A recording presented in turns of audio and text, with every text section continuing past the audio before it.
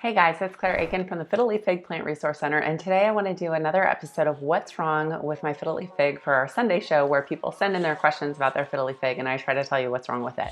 This is kind of a basic one, but this is a great example of what most people are asking about their plants. 90% of the people who send us emails and questions and photos of their plants, this is what's going wrong. And so I thought it was kind of a basic one, but I just wanted to go over, how I look into these. So this question comes from Kelly in the Netherlands, in Amsterdam, and she has a very typical problem that a lot of people face. So she bought this big, beautiful plant. She paid a lot of money for it. When she got it, everything looked perfect. It was big, it had all of its leaves. It's actually 3 plants in one pot, big, bushy, glossy green leaves, no brown spots. It looks perfect, right?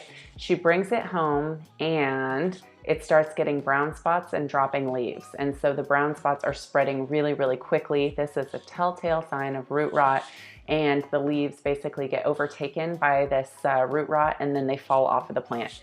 So you can see they're spreading, they're going to all of the leaves throughout the plant.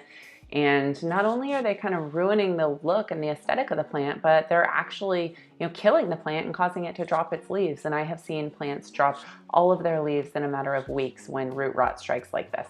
So here's another good example of these pictures. And so what I like to look at in this situation is, first of all, what kind of drainage is this plant getting? And you can see from this picture that it looks like it's in a large decorative pot, and the decorative pot is just sitting on the floor. And so I'm pretty sure that it doesn't have drainage holes, because if it were, if it had holes, it would actually be leaking water onto the floor when she watered it. So I think that this plant may be planted in a container with no drainage holes, which I guarantee you is going to kill your plant. Even if you are an expert plant caregiver, if you don't have any drainage holes, it is so hard to get the watering right so that water isn't sitting at the bottom of the root ball and festering and growing bacterial and fungus, and it actually can just drown your plant's roots by water sitting at the bottom of the root ball. And so I always recommend getting a pot that has big drainage holes and putting it inside your decorative pot so that your plant is draining well, and you can dump any excess water, and you can control that your plant will not be sitting in water. So that's the first thing. The second thing is, in this main picture, you can see that there's this little tiny window, and the plant is kind of off to the side of that window. And then when I took a look closer, I realized that what I thought was a window behind the plant is actually a reflection of a window that's all the way across the room. The plant is in the middle of a room with no windows. People, these are plants from Africa that grow in full sun. They need sunlight. When they're grown in greenhouses and nurseries, they have about 50% filtered sunlight. And then we bring them into our homes. This plant is probably getting 10%, if not, maybe even 5% of total sunlight that it's used to.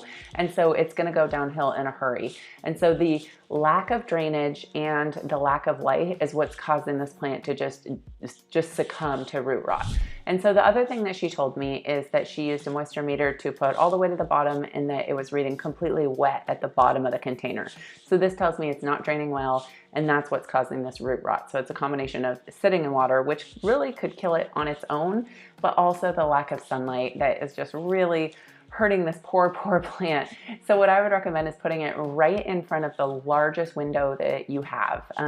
They love sunlight. You just want to give them as much sunlight as you possibly can in your home, even if that's not where you're going to leave your plant long term.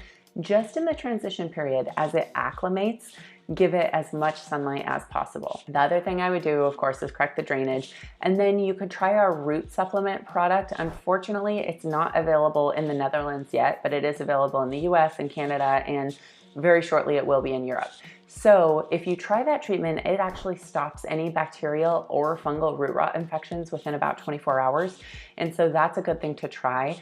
But the next best thing is just correcting the drainage and letting your plant dry out. So go, 2 or 3 weeks without watering it, and allow those roots to dry out. You could repot it. You could clip any mushy or damaged roots. And then put it in a lighter soil. We make a Fiddle Leaf Fig soil that you can use, or you could just take regular potting soil and mix it with half orchid bark or cactus mix to lighten it up and help it drain better.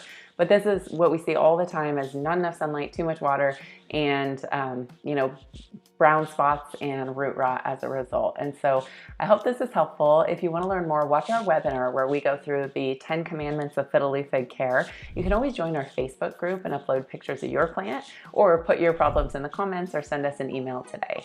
Please subscribe to our channel if this was helpful, and I will see you next Sunday. Thanks.